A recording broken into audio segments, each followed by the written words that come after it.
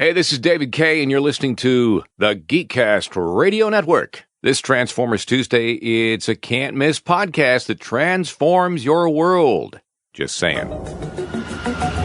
This is Optimus Prime, and you're listening to All Things Transformers.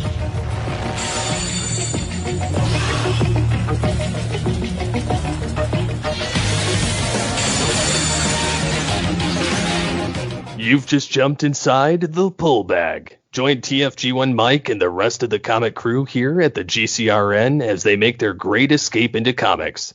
From DC, Marvel, and Image to IDW, Boom Studios, and Zenescope, we have everything right here. We cover things like Transformers, He-Man, superheroes, TMNT, and Radiant Black. Yeah, we have all that and so much more. It's all inside the pull bag here on the Geekcast Radio Network. So, without further ado, it's time to talk about the comics we're reading right now, here inside the pull bag. Hello, and welcome to All Things Transformers and the pull bag. That's right. I am your host, Steve Megatron, and joining me on this adventure into the Transformers fandom is TFG1Mike. It's episode 442. Who knew of ATTF? And this is episode 519 of the pull bag, ladies and gentlemen. And I have a Transformer. Of course, I hit it. It doesn't work. More than meets the eye. Autobots, roll out. I have Peter Cullen in the palm of my hand, just like I have David K. Yes. in the palm of my hand. Not gonna lie, that is pretty cool. Absolutely. $18. That's all that. And all I need to do is get a battery that goes to my knockoff Masterpiece Megatron, And you can voice it. well, and I could press the button and it will talk. Oh, cool. It will do lights and talk. Nice. So yeah, That is so cool. So we're here. We have 6 quick hit stories, and then because this is also the pullback, we're going to get into Transformers Marvel US Volume 4. More than meets the eye. And we'll get into that after the news, folks. But first up, we have Lorenzo Di Bonaventura talks about Transformers Rise of the Beasts. Character arcs dominate the story. All right, well, in a 2-hour movie, I don't know how that's going to happen, but this is what he says. From Collider, who sat down with him for an exclusive lengthy interview about the upcoming movie Transformers Rise of the Beast. I think the overall architecture of this movie is definitely unique for this movie, and it's always going to be influenced by what we did in the Bay movies in certain respects, because that's how the robots have been rendered. But just like in Bumblebee, we gave them a different spin. Same here. I think the way to talk about this is what our goals were in making. What were our goals in making this? In making Bumblebee, our objective was to see how far, frankly, we could create intimacy in a movie with a robot. Well, AI is a thing now, folks. And it was a conscious attempt not to make the biggest scale, but to center the story around an emotional construct. I think the movie is very successful in what it did. There were fans that complained there was not enough action, but it was very well received as a movie, blah, blah, blah. So our first objective was to figure out how do we hold on to the emotionality of the experience for the humans that are going through it. And our decision was to give them character arcs that are more significant than we've done before. Transformers live action writers, right? It's hard to say that about Shia LaBeouf in the first movie. You know, he goes from being a young man essentially to a man, right? In this case, Anthony Ramos and Dominique, this is flashbacks characters, are both characters who are trying to find their way in life, yada, yada, yada. So character arcs. And okay, sure. Again, I don't know how many character arcs you can fit into a 2-hour, 3-hour, 7-hour movie. I'm quite honestly done with crappy films. I find it funny. Deadline.com reported this, and they went, "Oh, we have, they're like the first, and this is totally related but not related. Right. The first Transformers animated movie is being cast or whatever, and I had to roll my eyes. DJ goes, "You've missed the point." Like I need to find what he said, but all right. Well, while you're looking for that, so we're going into this, and we're going into Transformers 1. So we're switching from Rise of the Beast to Transformers 1. Last thing I'll say about Rise of the Beasts is that the quote-unquote final trailer, because we are recording and probably releasing this somewhere around May 2nd, May 3rd, May the 4th be with you, Revenge of the 5th, Revenge of the 6th, all that stuff. So we're releasing this approximately 1 month before Rise of the Beasts hits theaters, so I assume the most recent trailer, which I'll probably throw in here somewhere.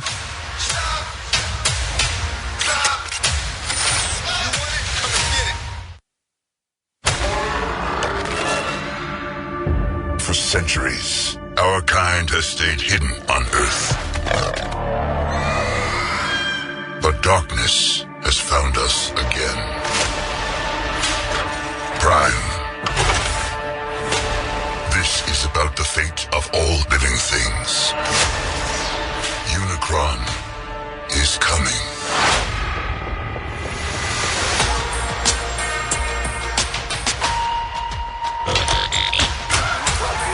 It won't stop!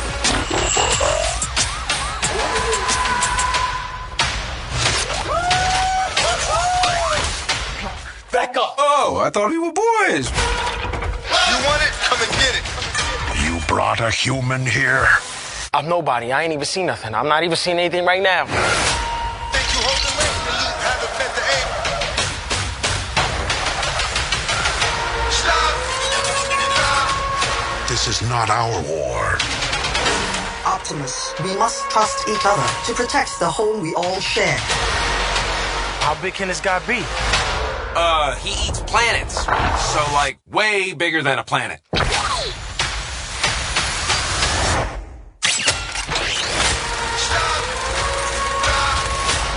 the end, everything you cared for will be consumed. Maybe there's another way to save our home. You've never faced anything like this. Let them come.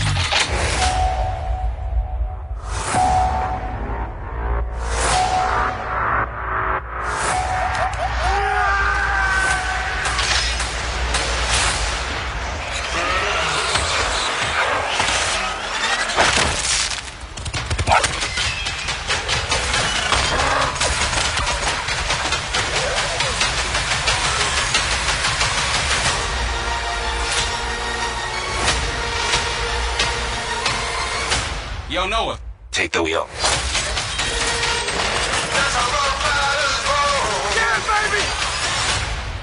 You know, it's the final trailer. I didn't hate it. I liked it. I like what I saw. I'm interested. But I'm not going to go to the theater to see it. I don't leave my house half the time. I don't leave my apartment half the time. So that is what it is. So switching from that to Transformers 1, you sent me this. And I don't even have to scroll up in our Facebook chat to see. You go, I don't say this lightly, but fuck this. And then you put the link to the story, and we'll get into the casting of Transformers 1 in a moment. My reply to you was, oh, FFS, obviously, for fuck's sake, I'm so tired of insert actor here.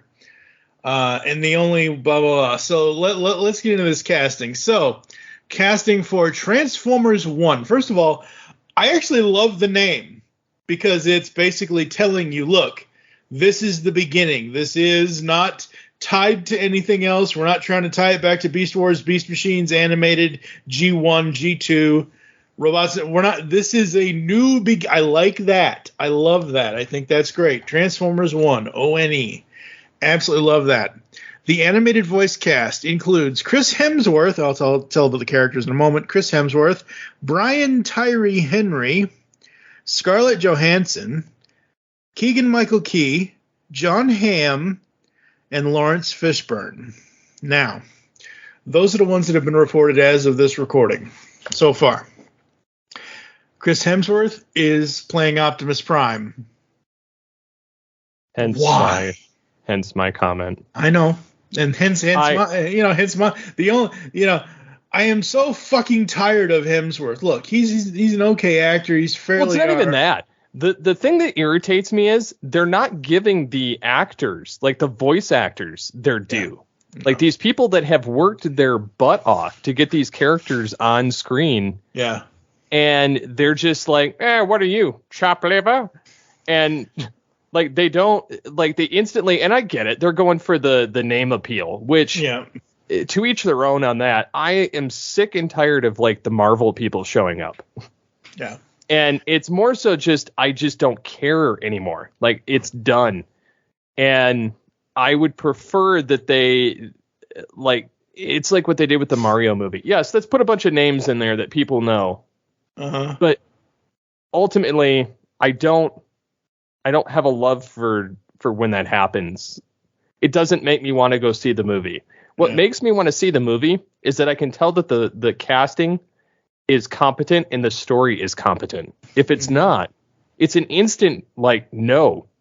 Yeah. I have, and it boils down to writing. If the writing sucks, like there's no absolutely saving. It does, yeah. And I feel like there hasn't been a decent Transformers movie made in years because the powers that be continue to, garbage in, garbage out.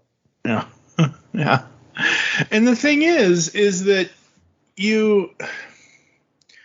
I understand they're going for high value celebrities to get this to mass appeal to mass audience, not just us who have been fans all our lives kind of thing. I understand that. But that's not what this needs to be. Like, you could give these roles to John Bailey and Jason Marnosha, the Optimus and Megatron. Oh yeah, and you give it to them. You could give it to who they really should give it to, which is obviously Peter Cullen and Frank Welker.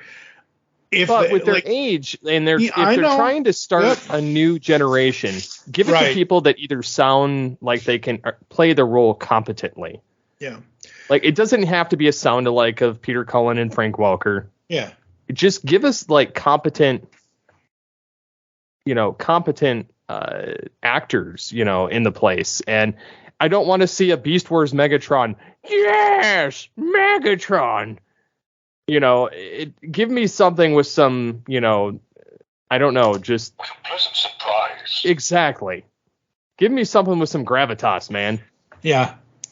And the thing is, like, I'm still going to see this. Like I said, I'm going to wait until it hits Vudu or whatever streaming service it's going to hit, probably Paramount Plus or whatever the hell.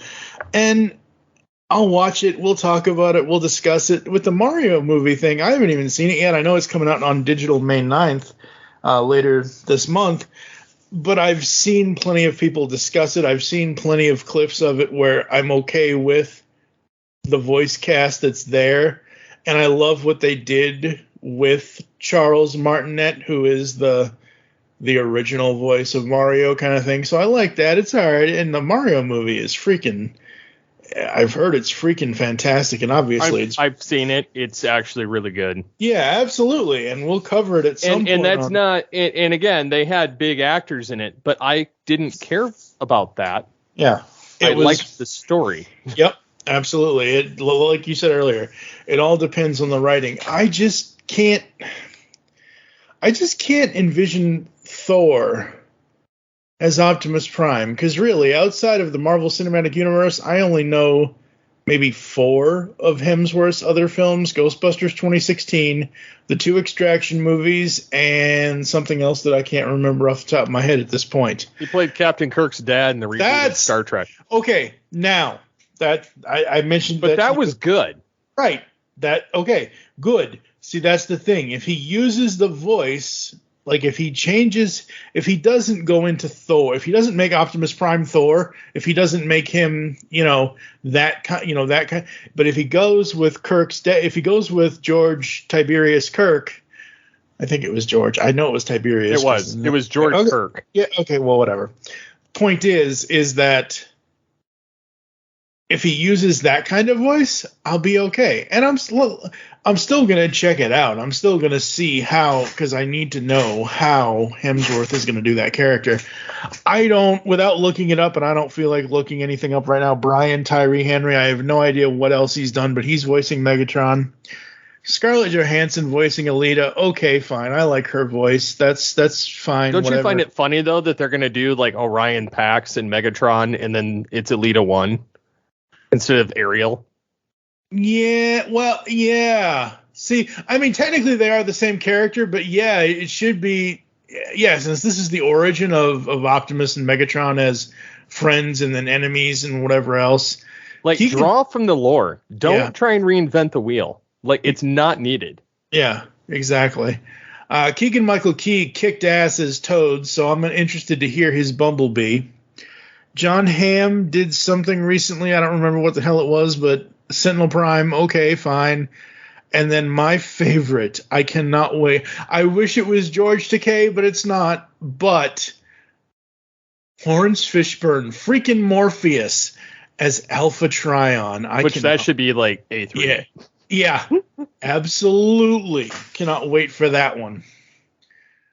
All right, up next we have, I found this on Twitter, and this is like, you were kind of ranting about the Transformers 1 thing and all that. And this is it's funny because DJ Deadline brought it up. Oh, you got it. Okay.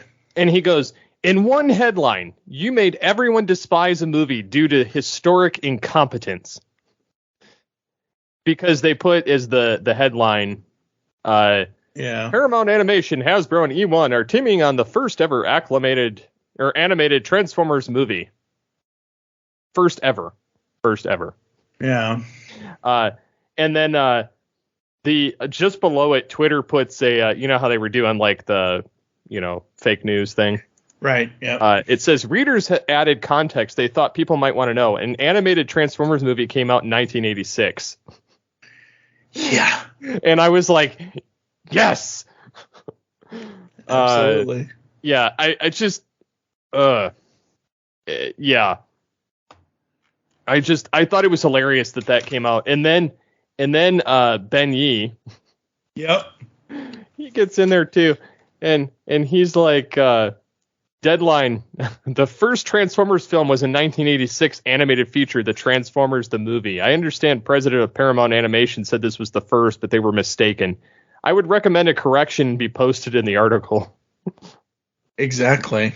Yeah. I'm like, you people, like, and this is what drives me nuts. And I've mentioned this with even job interviews with when they refer to writing.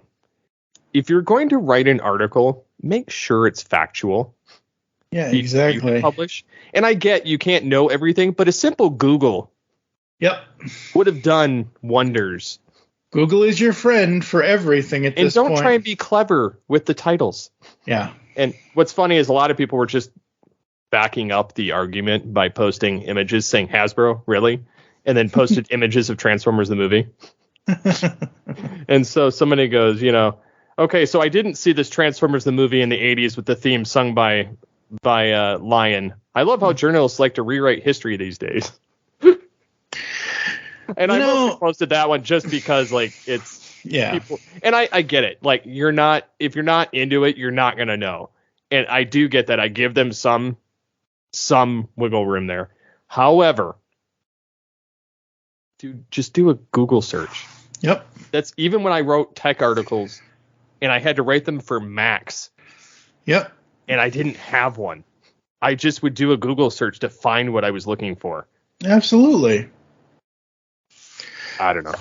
All right. Yeah, no, absolutely. You are absolutely 100% correct. And I don't know what the hell has happened to the art of journalism. It has gone. I don't know. Like it's so become like, who can we pay the least amount of money and do the laziest job? That's why they're rewriting people with AI. Exactly. And this is a complete topic that we are going to cover on Geekcast Radio, the flagship podcast here at the GCRN at some point soon in the future, because this is a whole topic we can all...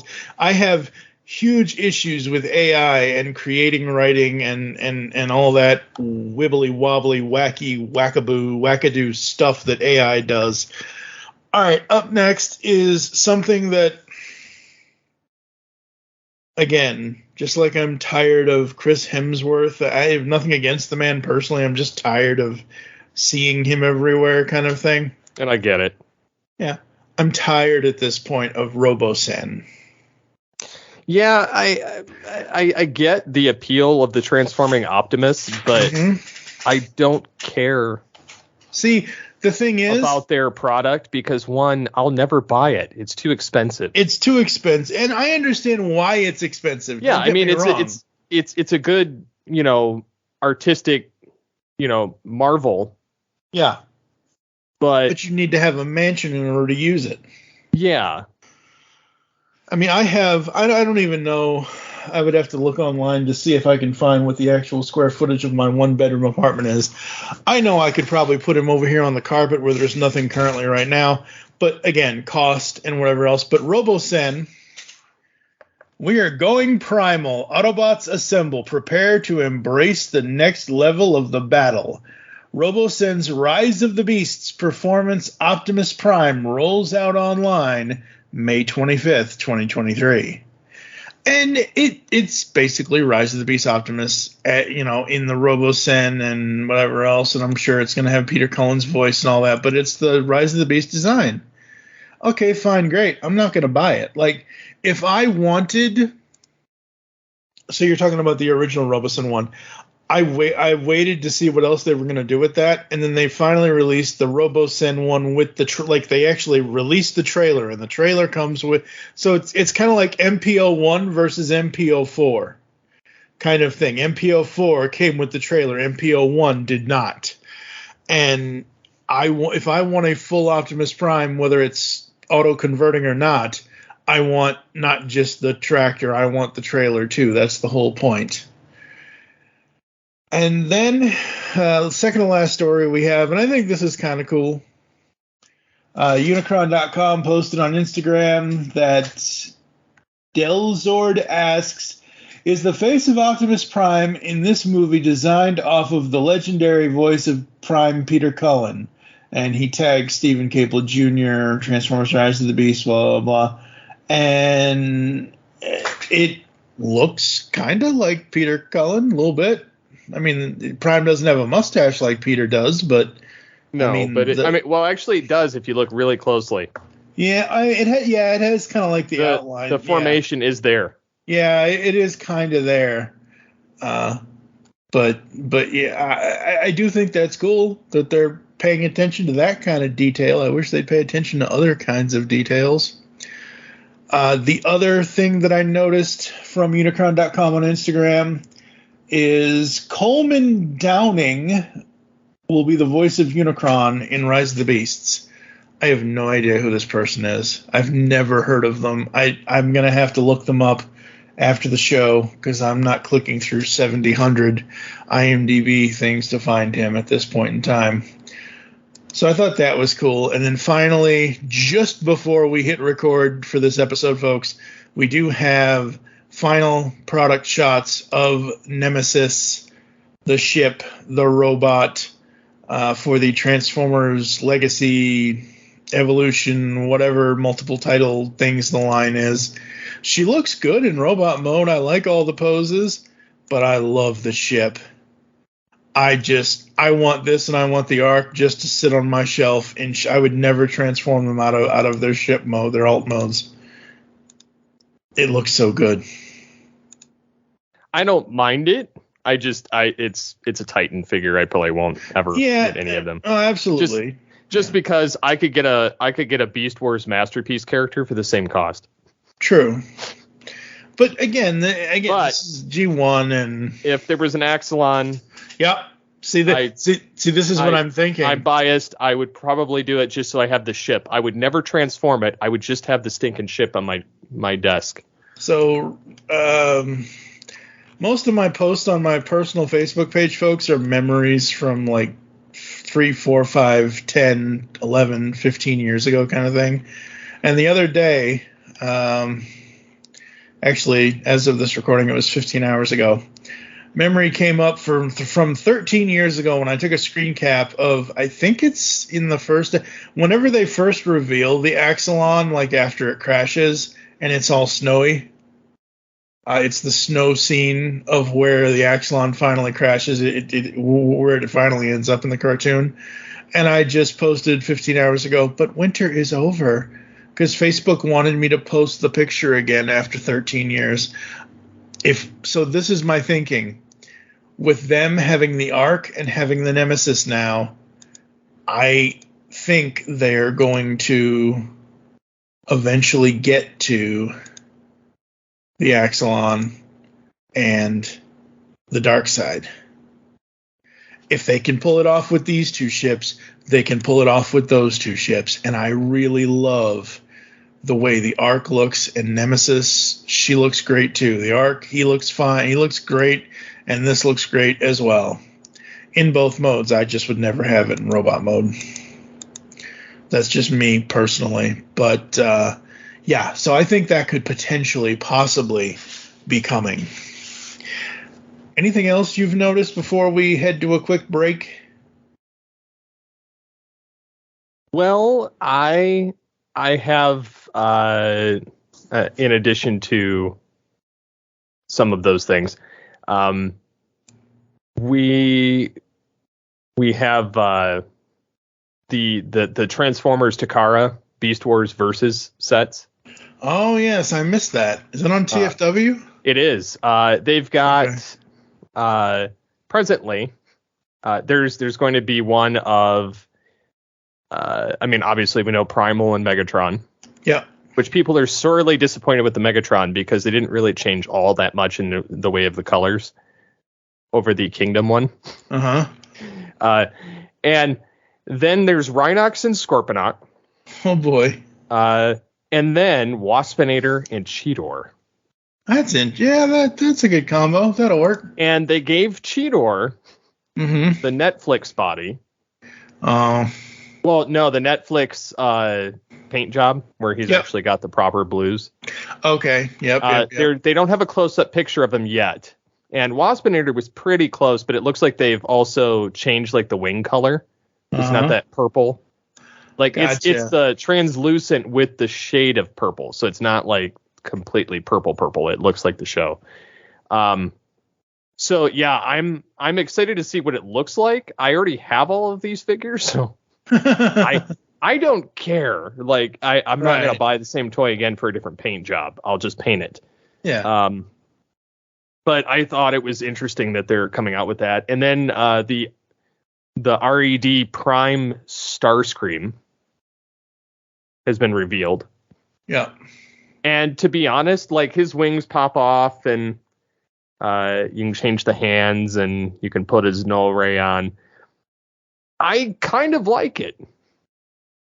I mean, there's some lack of color for sure, and there's some bending of some of the rubberized plastic, which that's the main gripe I have with modern toys is the rubber. You can't paint it, and then once it's bent, it's screwed. Yeah. And then they figured out a way to repurpose the War for Cybertron Megatron figure once more. Nice. As minor Megatron. Like the Origins Megatron. Interesting. Like that paint job, and he's got the caution tape, and they don't show what his head looks like or his hands yet. Okay. But yeah, that's one that they're working on, and people are screaming in the post, please, no more Siege Megatron repaints, remolds. I'm good for now, I promise. And then there's Red Grimlock. Okay. Coming as well. Cool. He looks pretty decent. The RED ones I'm looking forward to, but at the same time, I'm waiting for more Beast Wars. Yeah. I really want, if there's a Megatron, I'll get him. If not, I'll probably pass on anything red. Yeah. I've been tempted for Starscream, Ultra Magnus, and G1 Megatron, and even Prime to some degree. But I like the option to transform them. Yeah. If I have that option. So, like, for instance, I found, I forget what the site's called. Yeah, it's Ally Express. Yeah. Okay. So anyways, you can find Transformers figures or just about anything. You can find knockoff versions of figures on their site for like a fraction of the cost. And so I found a knockoff alligator Megatron. Nice. And he's oversized, so he's deluxe instead of basic. Nice. That's cool. And it was like $12 shipped. Nice. And I found Quick Strike, same deal.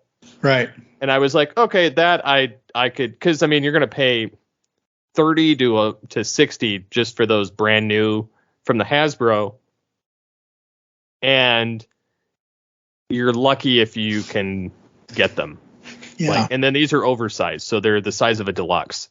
So I was like, okay, for that I could toy around with them, tweak the colors, remold things as I see fit, but it gives me a bigger figure to go on my shelf.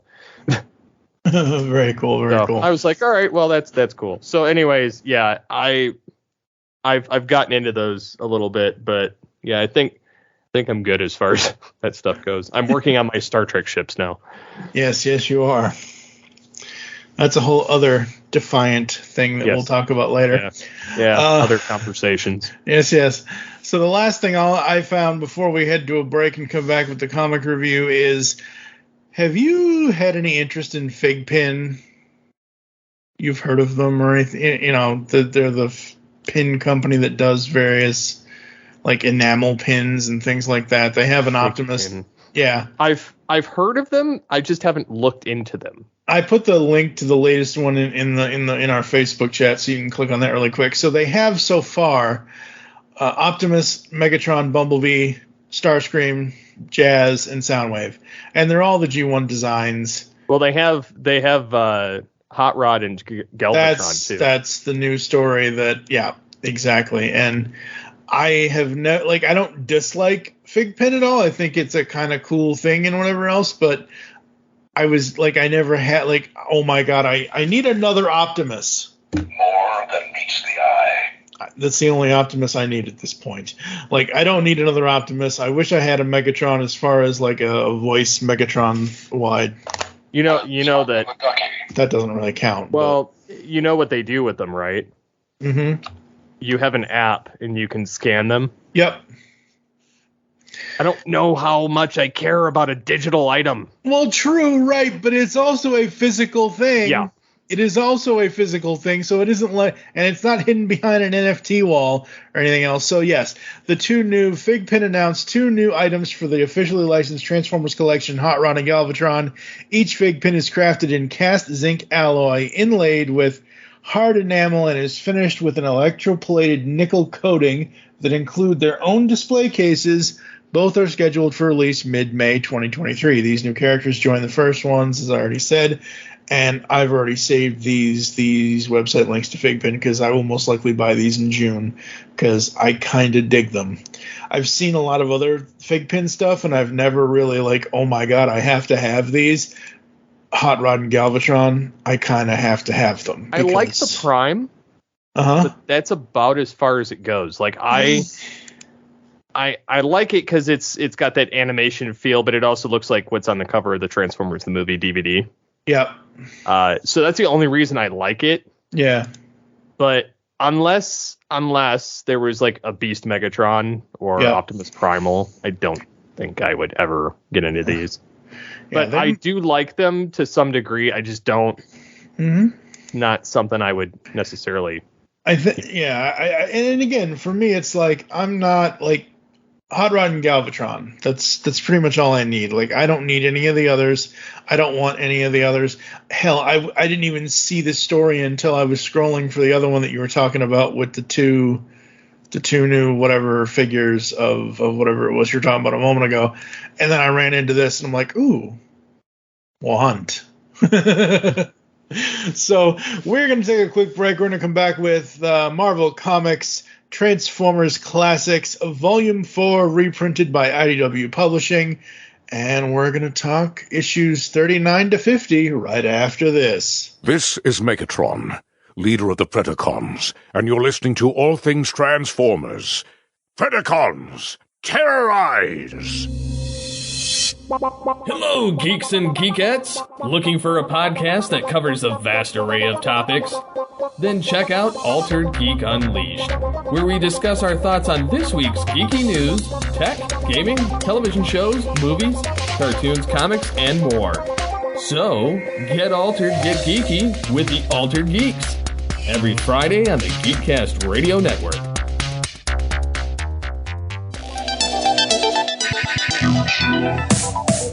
Like science fiction? Of course you do, or you wouldn't be listening to the Geekcast Radio Network. Well, the Mark 42's Universe podcast is an award-winning sci-fi radio show that's been around for over 10 years. We cover everything from Doctor Who to the MCU to pop culture and everything in between. A new show drops on Tuesday mornings on the GCRN website and all of the major podcast platforms. So listen to the Mark 42's Universe podcast from the universe and beyond. Discover a world of vintage and modern toys that's more than meets the eye with the Triple Takeover Toycast. Hosted by toy writers and photographers Toybox Soapbox, 6.0 and TF Square 1, this informal and chilled out series of discussions cover everything from vintage Transformers to Mask, Diaclone, Microman and more, be it nostalgic or current. Whether you're a seasoned collector or a casual robot enthusiast, all are welcome. Triple Takeover Toycast. Megatron to all field units. All Things Transformers is undermanned and unprotected. Ours is for the asking. Predacons, terrorize! All right, folks, on the pull bag, I'm sure you probably fast forwarded to this moment 30 minutes later. Transformers Classics Volume 4, Starscream is the cover for this one. Very obviously G1 cover. And this one, as I mentioned, includes issues 39 to 50. These were published from April of 1988 to March of 1989. The stories we have in this are The Desert Island of Space, Pretender to the Throne, Totaled, People Power. Oh, God, we're going to skip that one. The Big Broadcast of 2006, The Cosmic Carnival. Oh, God, more humans. No. Mastercon from Mars, Cash and Carnage.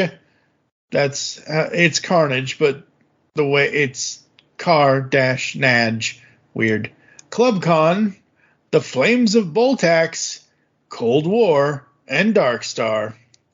These were all written by Bob Budiansky, and all of them were done by, for the art was done by Jose Delbo, inks by Danny Belundi, letters by Bill Oakley, colors by Neil Yomatov. I'm slowly getting to be okay with this series, I guess. Yeah, I mean, it gets better, for sure. You've been saying that for 3 episodes before this. It is. This issue is where I start getting interested. Okay. Oh, man. So Fort Max gets the shaft. So we start back with Buster on the island, and we have Rat-Bat and Shockwave and dealing with Buster, and Buster's giving them lip and all that. That's how it goes in the Transformers world. Yep. I do get a little excited because they start wiping out humans a little at a time. Like, we stop seeing them as much. Yep. Yeah. GB Black or BG or GB Blackrock and all that stuff. But they add more humans in too. Like I mentioned, issue 42, I'm like, no. Like, I think if I remember right, 39, 40, and 41 were all kind of really good robot kind of stuff. And then issue 42, it's like, hey, Nebulos. And the Nebulons, I don't mind some of, like, I like when the Nebulons work with the Autobots. I like when the Nebulons are in the Autobots' bodies, or when they have the exosuits or whatever else. Oh, wait, Rebirth is what I like. Whoops, this isn't the cartoon, this is the comic.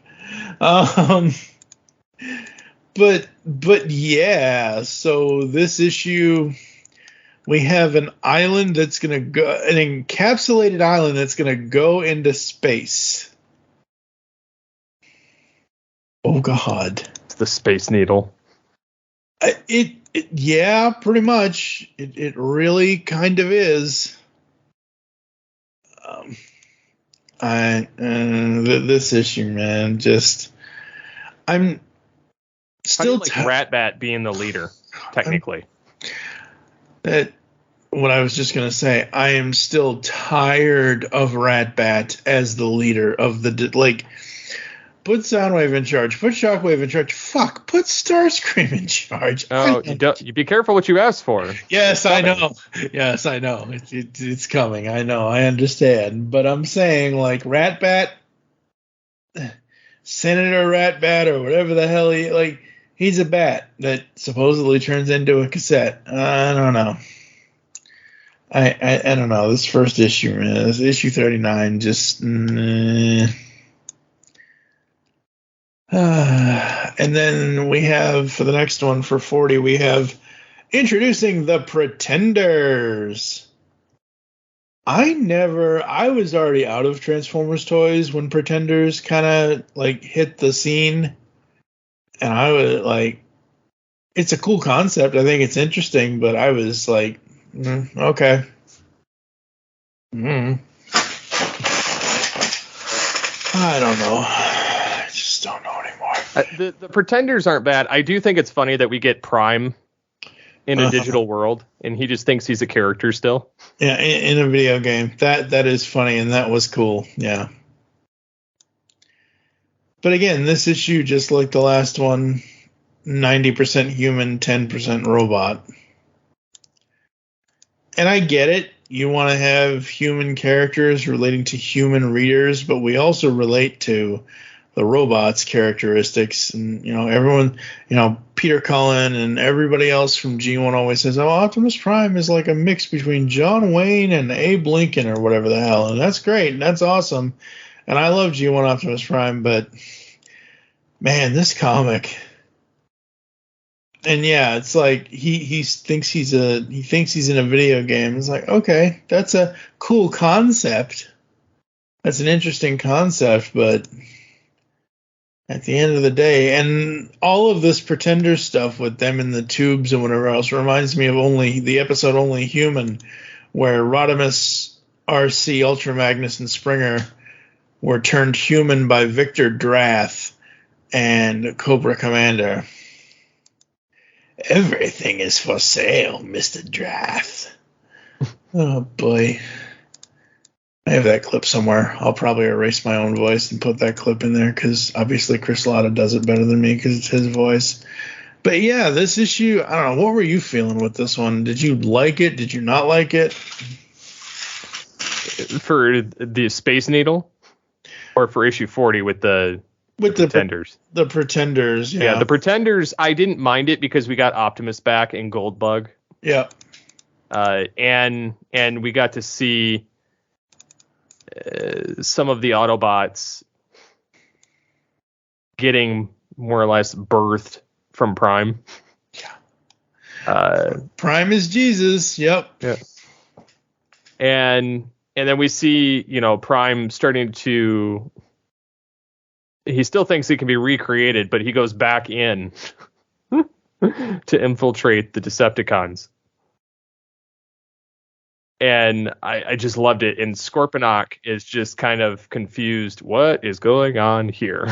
Yeah, Scorponok is like, a deer in headlights or a robot deer in headlights. But Scorponok is a better leader than Ratbat. I will concede that. But at the same time, he's an idiot, too. He's an idiot, too. But, it's like that old that thing. from the Jim Carrey Grinch. You're an idiot. You're an idiot. You're an idiot. Yep. Idiot. All idiots all around us. I believe on page 48, what page? Page 48. So at the top of page 48, it says, Commander Scorponok said we would surprise them. Now isn't the time to be recalling the words of that micro-brained moron sub-marauder. And the reason why I'm bringing this up is because you have, again, yellow blasters, white background with like yellow and orange flame kind of things from them being blasted, and the Scorponok side characters are red, and the other robots are all blue. This is the original red versus blue. Red laser, blue laser. Oh god. Yeah. Issue 40. And the ending for Prime, where Prime is like, I must admit, though, these recent events have helped crystallize my purpose. My reason for being is so suddenly clear to me. I certainly do, and now I know what it means to be a warrior, a leader like never before. I will never forget, never! And then next up is Grimlock versus Blaster. The battle, I love the battle you demanded, Grimlock versus Blaster, and about 100 more Transformers duking it out too. I love that. I will say, before we get into issue 41, I don't know if I would have liked this as a kid if I had seen this. I mean, I liked comics, but again, I was always a cartoon kid, not a comic kid. But as I was reading through this, in order for us to discuss this on the show, I'm like, I would much rather read this as a prose novel than see, like, no disrespect to any of the people doing the art on this series, but the way they're telling the stories, the way Budiansky is writing the stories, I feel like it's better as a book or an audiobook than a comic. Yeah, I mean, I can see that. It's just, yeah. It is what it is. Yeah, it is what it is. And we can't change it now, but... So we get issue 41 and Skrank totaled. Because Prime, he just can't seem to grasp that he's not a cartoon character anymore. Yeah, he's not a cartoon character. He's not a video game character. And he keeps blowing himself up. And then they just see his parts laying on the ground. So let's see. Transformers the movie. Dark Awakening. And, well, technically he didn't die again after it, but Return of Optimus Prime. No, then he died us again in Headmasters, like episode 3. Oh, okay, well. In the original 98 episodes, Dark Awakening, he came back as a zombie, and then Rebirth, he came back as himself, and I do love the end of that. I always have. I mean, I love Rebirth in general. That's just me. But I love the end of that where Dick Gautier, may the man rest in peace, as Hot Rod is like, or Rod, whatever. He's like, but the Matrix is empty. And Optimus is like, and it's up to all of us to fill it again. Yeah. That's the line. Yeah, man, I don't know. I might somehow, and I know this is going to sound stupid and you're going to probably take offense to this. Ladies and gentlemen, I might assign Steve Megatron to do volumes 5, 6, and 7 with somebody else. I don't care who he picks, but I don't know if I can continue with this. Like, I like this story, but just, I don't know. It's the format. Like, if it was a different format, it would be fine. I don't know. Yeah. Anything else we need to talk about for issue 41? I'm trying to see here if there's any. Okay, Blaster versus Grimlock, and that's a whole whole thing, and then they finally come together. Oh, we work better together than apart, or versus each other. So there's that. Omega Supreme shows up. Anything else on issue 41 that you want to talk about? Well, I just like the fact that they head to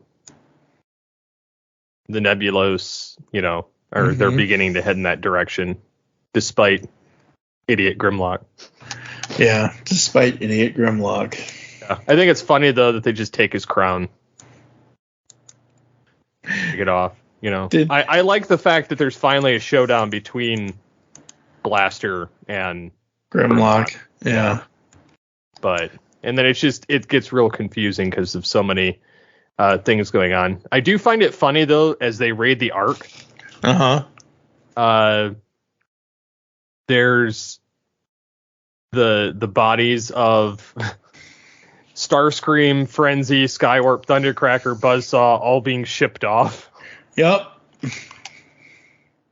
It's like, this will come back to play. Oh, yes. This not only will come back to play, this will come back to bite you in the ass, Autobots. Oh, Lord. I do like Buddy Ansky's writing in these issues, though. I think it's really good writing. I think it's an interesting Transformers story. So there'll come a certain point where the art and the writer changes. Oh, great. Well, that's not this trade. That's probably the next one or whatever. I think it starts in the next. Yeah. I like this next issue. This is probably one of my favorites of the group. Issue 42? Yes. Okay, take it away. I love it because it starts off with two of the Power Masters, going off in Darkwing and Dreadwind, and they combine. Yeah. And then their Power Master guys are just eating away and getting fuel, and that's how they're fueling these Decepticons. And then you see the Throttlebots show up, more or less. Yeah. Slapdash, Joyride, Getaway, Goldbug, and then, funny enough, the Nebulons look human. They're not green people, and they're asking the leader of this group, Galen, to build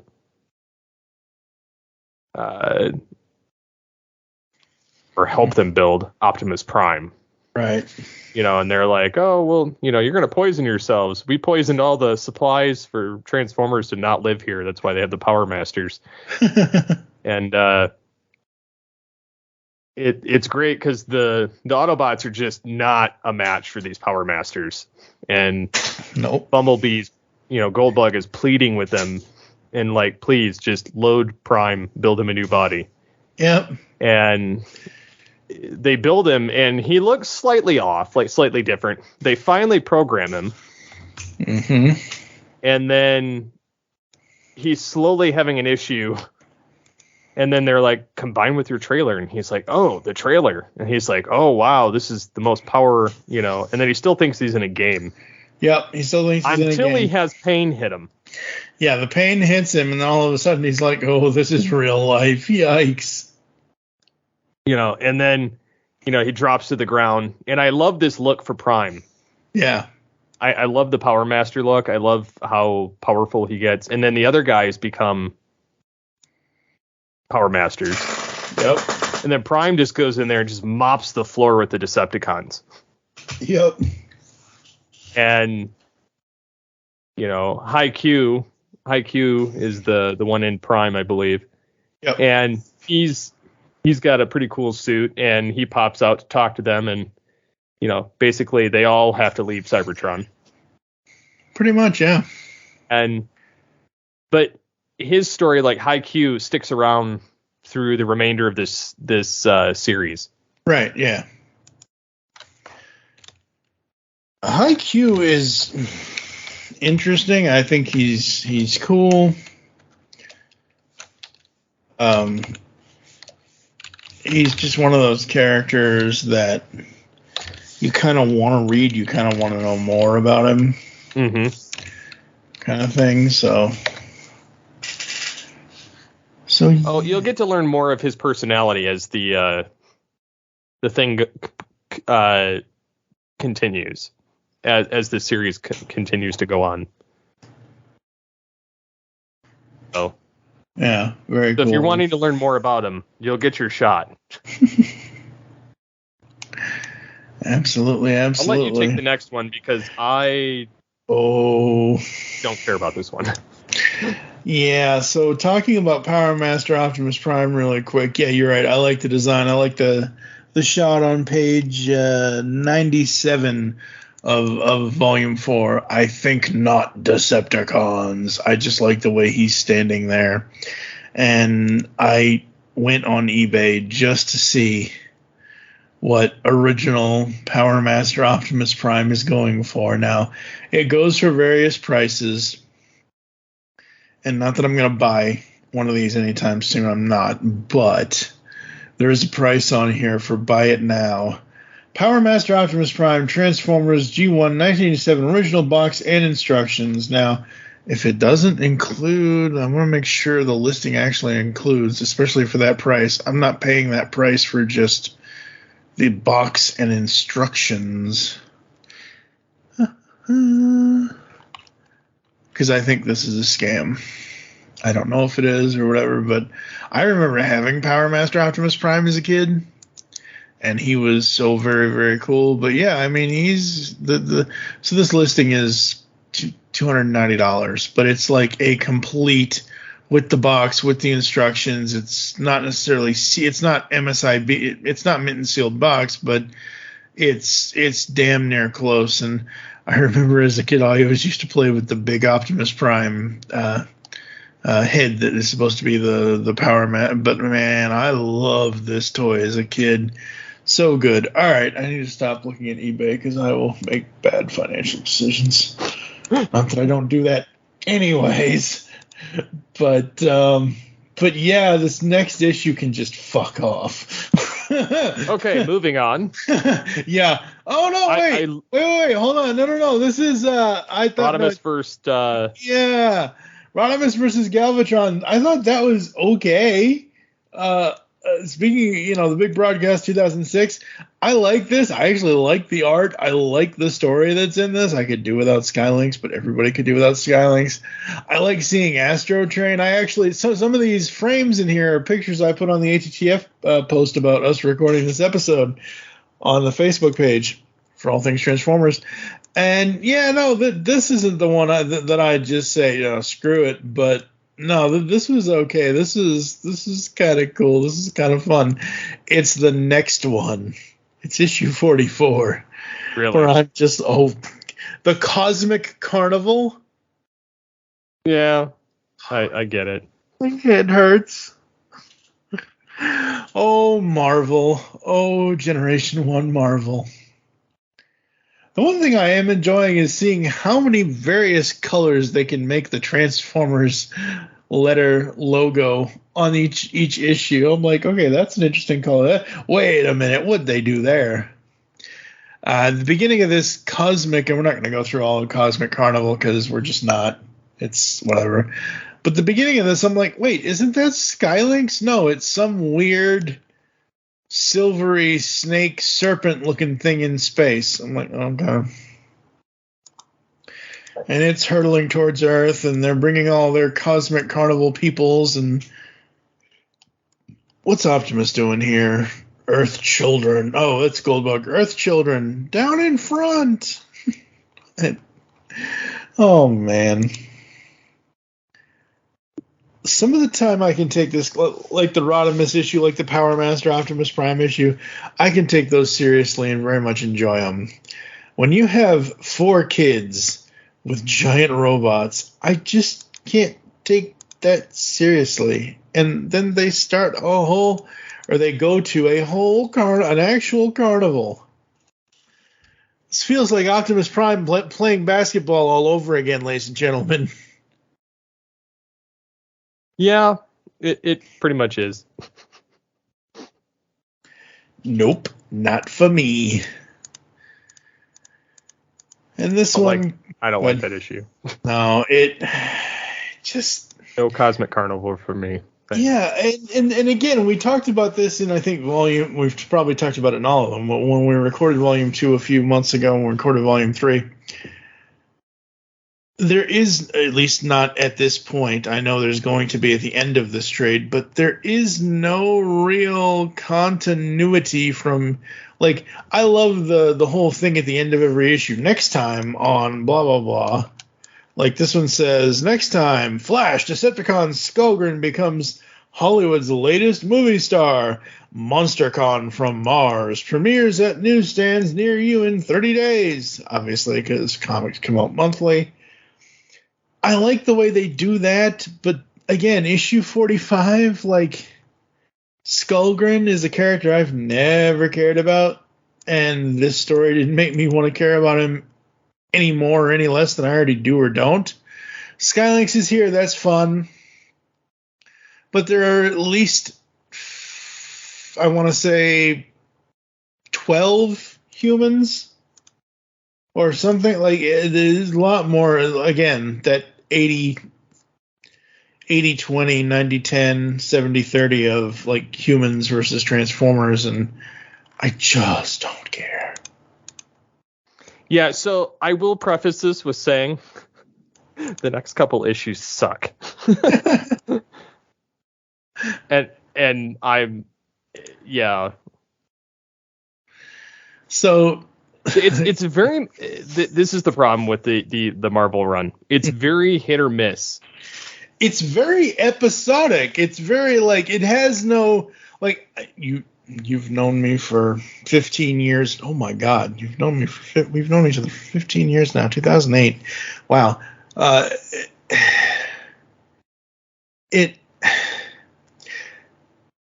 There is no continuity. I'm a continuity person. I'm not saying if we started out issue 39 that continued the story from the end of issue 38, like it did, because it went from the end of issue 38. Buster was on the island, issue 39. Buster's on the island as it starts, and then it goes into something else. That's fine. Have through lines. Have something that is going to. And I'm not on video, folks, but I'm like doing all these hand gestures as I'm sitting here talking about this. But yeah, like, they were really trying to make this 30, once a month comic, an episodic television series that just was adventure of the week. And while I liked some, like I said, the Power Master and the Rodimus versus Galvatron adventures of the week were good for me, the rest, not so much. Yeah. And then we get to the good stuff, because we have to salvage the Seacons. I never knew about the Seacons because they weren't in the cartoon, but issue 47. Actually, no. So this is okay. So the Seacons are in this, but this starts the Underbase Saga Part 1. So this starts the continuity of a 4-part series. And as I'm reading through this, I've noticed it before, but I've never noticed it more than I do now. At the top of that first page where Starscream is, Stan Lee presents The Transformers. Mm-hmm. So flippin' cool. Absolutely love that. So, Club Con, apparently Starscream and other Decepticons have started a vacation, what do they call those damn things? A timeshare. They've started a timeshare where they're like, oh, get in me. I'll be your plane to the island, or I'll be your plane to this. And that's interesting, I guess. I don't know. But it leads to interesting things. That it does. So what were you thinking with this first part of the Underbase saga? I was wondering why Starscream was a cruise ship. Yeah. As the other Autobots are kind of, having a battle, and some of them watching. things. I find it funny that Grimlock is hanging out with Prime and Fort Max. Yeah, that was hilarious. And Prime finally pipes in. And then we get, Blaster and some of the other ones, and then Starscream's, fake commercial for their residential island underground. Yep. And I hate Ratbat. Yeah, that's all that needs to be said. And then they have Jesse. Yeah, they have Jesse. Yep. In there, and the Seacons. I don't like the Seacons. Yeah, I never got the appeal of that. Like, every other combiner, I kind of get why people like or dislike the combiners. Like Devastator, which Devastator is very likable, or, Menasor, who's the Defensor, Computron. I know I'm now naming all just Autobot ones, but, like, I get the appeal of all the other combiners. I never got the appeal of the Seacons. I think it's funny, though, that Blaster leaves his cassettes. Yep. For surveillance, and after he coughs them up. Yep. And then she manages to escape. Yeah. And one of the other, and then Starscream's like, sorry for the incident, Sorry for the incident on the beach earlier. Thank you all for coming, humans. It's just, I don't know, it's just really weird, not a character for him, but I happening to know what happens to him later. Yeah. Yeah, exactly. It's entertaining. Yeah, and the whole time I'm reading that scene, the beach scene with Starscream, it makes me think of, no, it's not Prime Problem, it's The Master Plan 2-parter, where you have Sean Berger and the Decepticons force the Autobots to go into the sun and all that, and they leave Earth and whatever else, and Sean Berger and Megatron take over kind of thing, and you have Starscream dressed up as Optimus. That's what this makes me think of, and very comical for Starscream. So that's very cool, very interesting, and very well done. Anything else on 47? Nope. All right, issue 48. The Return of Megatron. The End of Optimus Prime, ? Exclamation point, ? I think this is probably the first time in 48 issues that I actually like Megatron's face and black helmet, because if you zoom in on Megatron, he has this like smile. It's not a smirk, it's more of a smile, but it's kind of like it's a devious smile kind of look, and I really dig it. This cover is so good for issue 48. We start with the Flames of Boltax and more humans. Get off my comic. More humans, more Ratbat. At least Starscream is giving him lip. Starscream always gives lip. Well, yes, but like it's freaking Ratbat. Like, come on. Well, and then he's showing him like a flashback. Yep. Of Prime. Yep. And the underbase. Yep. What do you think of the concept of the underbase? I think it's interesting, like this all-knowledging, resource for them. Mm-hmm. I like the idea of it. Right. But I also see that as another one of those MacGuffins. Yeah. Yeah. Another plot device, but I do like the idea of it. Yeah, it's a plot device, but it's a plot device that actually functions properly. It's not, just another broken innator kind of thing. It's not just a Matrix. It's not just a Allspark. It's not just the normal Transformers MacGuffins. It's It's not a solar needle. It's not a space needle. It's not a ultimate doom where they're going to fire into Cybertron and bring. There, he did that. So, and of course, this being the powerhouse, powerful thing that it is, Starscream wants it. Duh. Yeah, why wouldn't Starscream want it? Exactly. Didn't see that coming a mile away. Oh, wait, we did. So,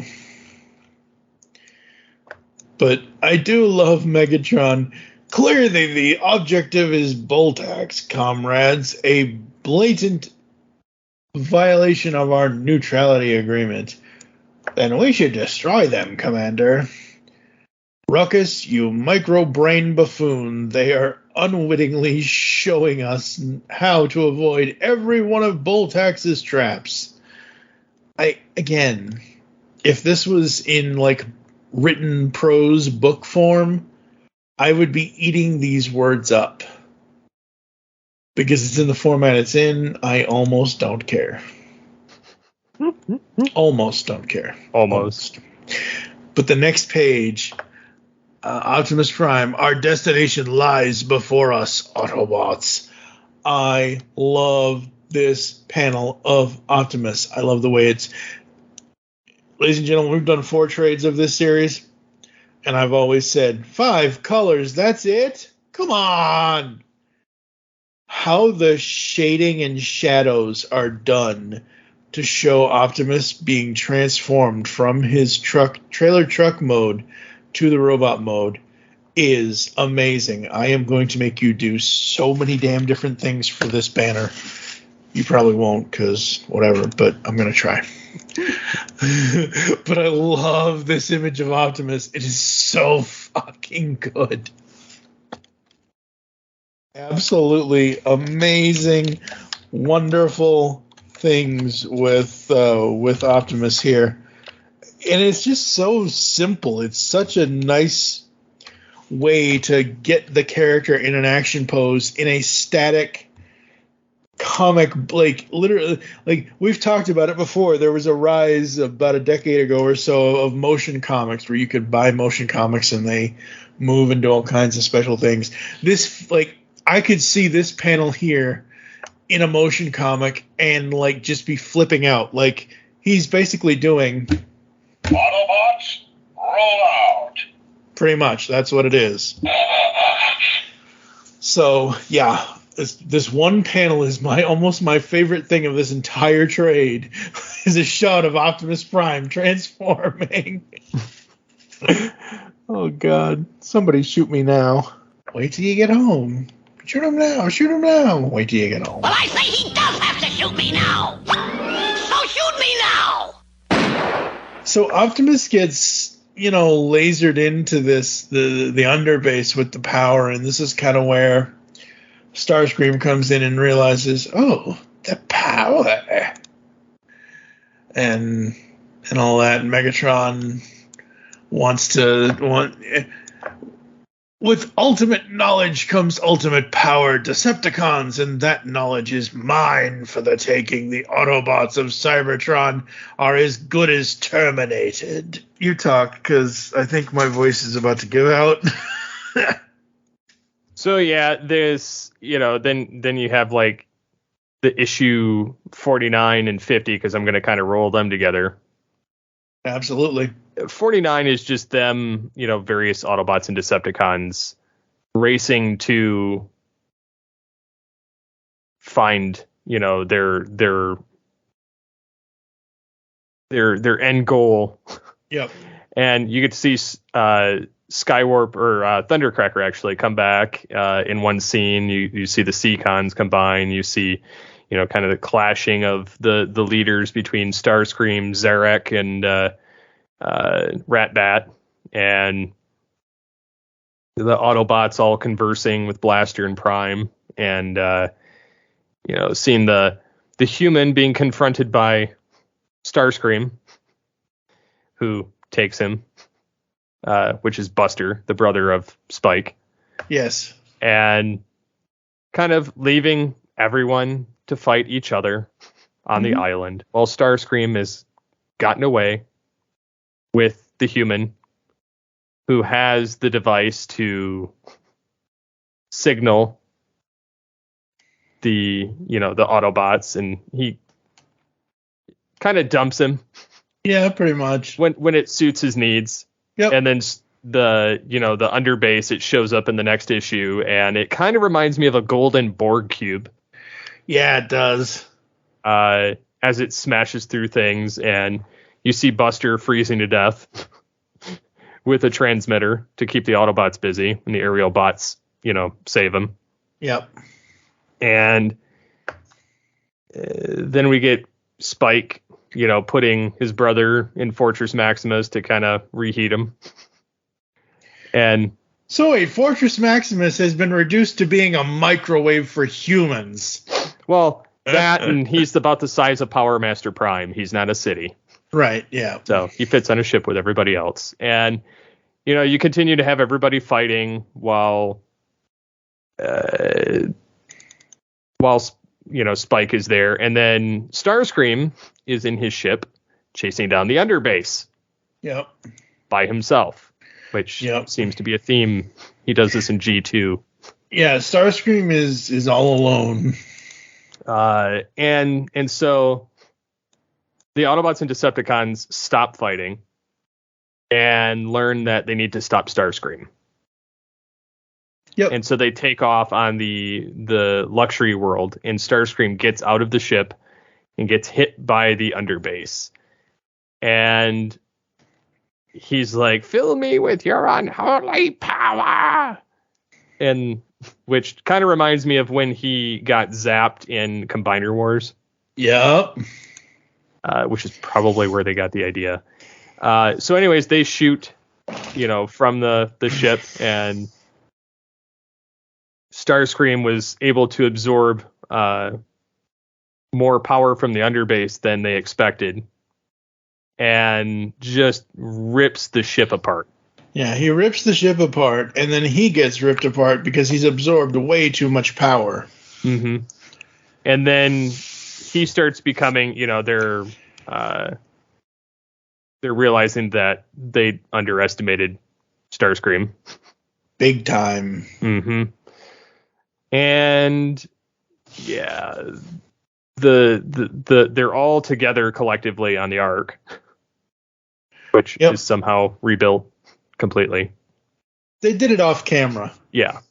And Starscream is battling all of the flyers. Of course he is. And knocked them all out with one shot. Of course he does. And then he's damaging everyone as he's starting to get these mechanized bits on him, almost like Doctor Doom in the first Fantastic Four film. Yep. And they're all collectively blasting him, all collectively fighting him. And Starscream continues to take them all down as he kind of grows. And somehow he's holding off the entire Autobot and Decepticon army. No matter their capabilities. Yep. And you get to a point where he's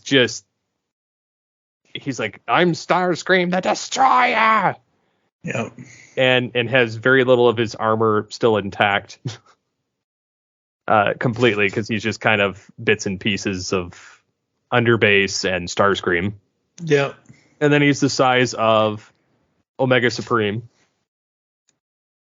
picking up the Washington Monument to swing it, and Omega puts it back down. And then Starscream kind of looks like a mix between like the Grinch and something at one point as he's fighting Fortress Maximus. I can kind of see Starscream as the Grinch. So, yeah. So he kind of flies off, and then, you get Scorponok running off on his own after he blasts Prime. And he's trying to get the underbase as well. Yeah, everybody's after the underbase, folks, because it is the most powerful thing in the Transformers world at this point. Yeah. And,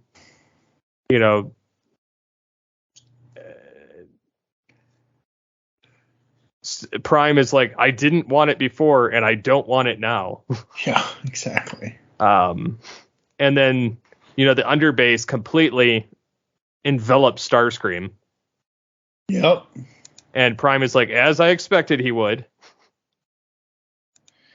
Yeah. And he grows huge to the size of like almost a Unicron, and is touting his power. And as he's in his monologue, he blows himself up.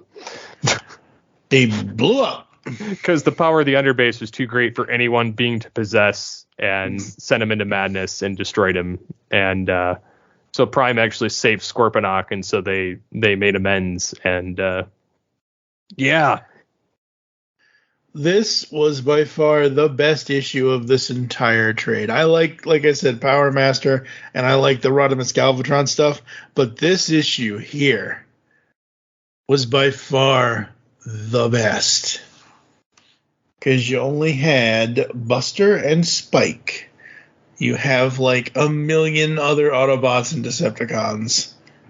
And I will have the link in the show notes for this, folks, so you can go look at the TF Wiki article that lists them all.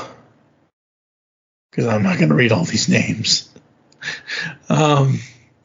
Yeah, so these stories, I like them, but I don't know. I don't. If I want something that's episodic, I will watch a 80s TV show or a 90s TV show. Like, if I want something with straight continuity, that's what I want. And it's not a knock against this, because I know what this was when it was made. It was supposed to be a new adventure every month. And then they gave us the Underbase saga with this continuing, as I mentioned before, through line. And it just got I want Underbase adventures all the time now. Like, I want everybody after this thing. I want them to somehow show where, instead of Starscream can be destroyed by the Underbase, that's fine. But let's say Skywarp gets a hold of the Underbase, but it does something to him. It changes him somehow. It doesn't destroy him, but it transforms him into something else or whatever. I think that would be really cool. But again, this is Marvel from the 80s. Not going to happen now, but it would be cool. Yep. So Classics Volume 4, I am probably 0 to 5 on our GCRN scale, which everyone can click on the link in the show notes for this episode to find the scale on our website, geekcastradio.com. I'm probably going to give this a straight 3, middle down the road, maybe a 3.5 just because of issue 50 and how good it was. But yeah, I'm in that range. What about you? I'm the same boat. I like when the art changes, to be honest. Yep.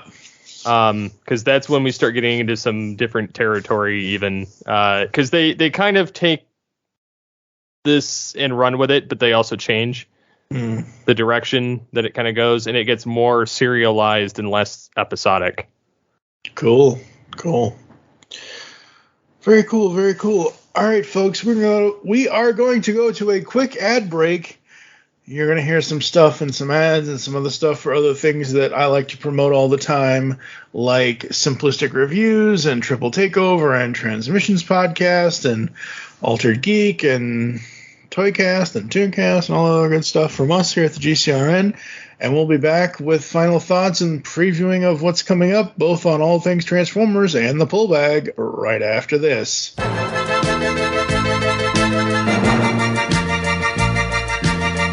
Hello, all sentient beings. Want the latest on everything going on in the Transformers multiverse? Check out the Transmissions Podcast Network. We've got weekly podcasts covering everything from Alpha Trion to Omega Supreme, from old school G1 all the way up to Cyberverse and beyond. And you don't want to miss Empire of Rust, the world's first and only Transformers live play role-playing game podcast. If you love Transformers, there's something for everyone at transmissionspodcast.com.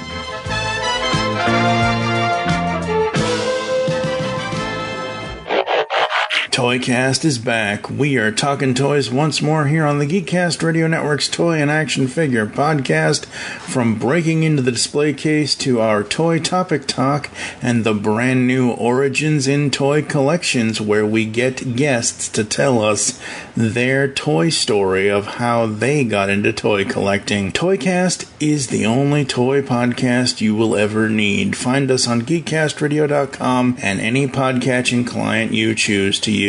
Now go forth, transform and transcend your toy collecting today while listening to Toycast. Hey, welcome to the Last Comic Shop Podcast, a comic book podcast that actually talks about comics. Yep, each week we open the shop up and read and discuss a comic.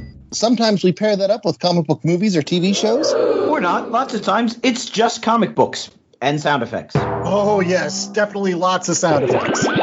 So tune in on all the major podcasting platforms for the Last Comic Shop Podcast, or check out our library of evergreen shows at www.lastcomicshoppodcast.com.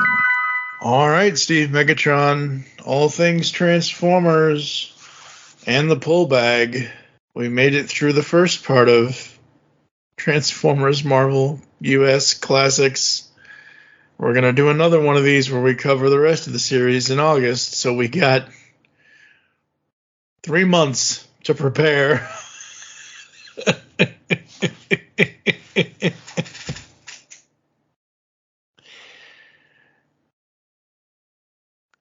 Yeah. I don't know. I don't know either. All things Transformers, there's a bunch of stuff that Steve and I are going to be talking about for planning for the summer kind of thing, and various different things and episodes and whatever else, not just news, but I have ideas that he doesn't know about yet and all that good stuff. Always how it goes? Yes, well, that's, usually I have so many ideas in this broken ass brain of mine. It's like, let's do this, let's do this, let's do this.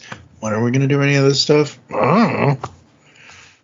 So, and for the pull bag, at least I have a clear thing for that. Episode 520 will be us doing Star Trek Defiant #1, which is Worf breaking off of the Star Trek series at IDW going into the Defiant.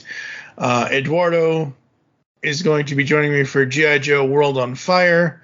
Joe Reed will be back for TMNT Reborn Volume 2. My buddy Christopher Tabaxion, Christopher Moose Morton will be joining me for. They did a 4-issue Gargoyles series. I forget which company did it, but they brought Gargoyles back. So he's going to join me for that. That'll be sometime here in May, I think, if it gets recorded. And then in June, Radiant Black, we're going back and redoing Volume 1. I will need co-hosts for that, so if there's anyone out there that's interested, please let me know. You can send your submissions to feedback@geekcastradio.com. Just put Radiant Black comic series reviews in the subject line. Eduardo will be back to talk G.I. Joe Castlefall with me. Heather Hahi Prime will be back talking the Kill Lock Volume 2. And then after that, there's a few other things, and then we get to Autobotly August 2023, where we cover volumes 5, 6, and 7 of the Marvel US run, and a couple other things too. So that's what's coming up. What do you got going on?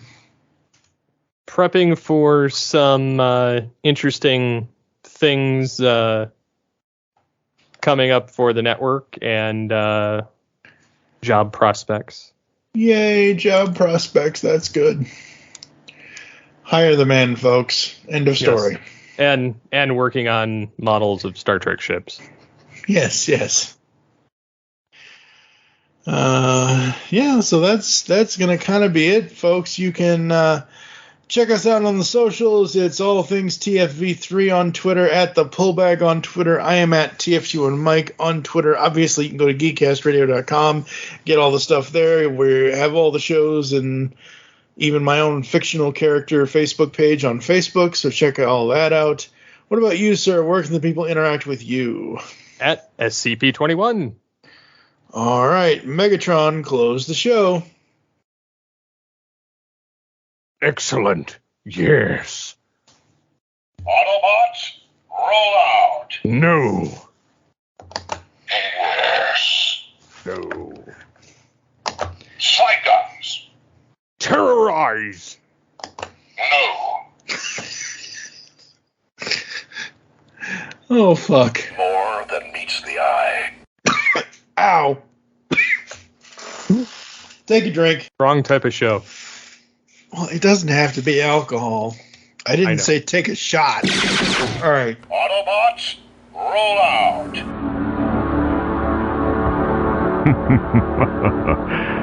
Yes.